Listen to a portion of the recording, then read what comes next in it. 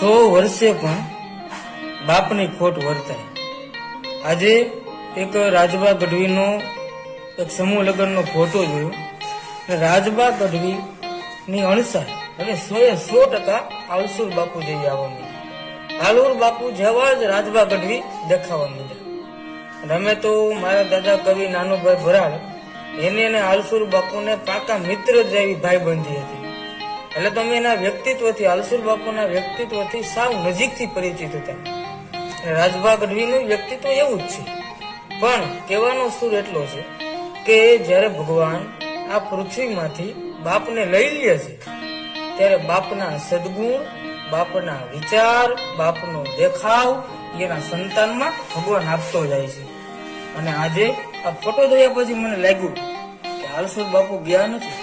આલસુર બાપુના વિચારો જીવે છે, આલસુર બાપુની વાણી હજી જીવે છે, અને આલસુર બાપુનું વ્યક્તિત્વ હજી રાજબામાં જીવે છે, અને એ જીવતું જ રહે, કેમ કે ભગવાન હંમેશને માટે બાપનો અંશ એ દીકરામાં મૂકતો જ જાય છે।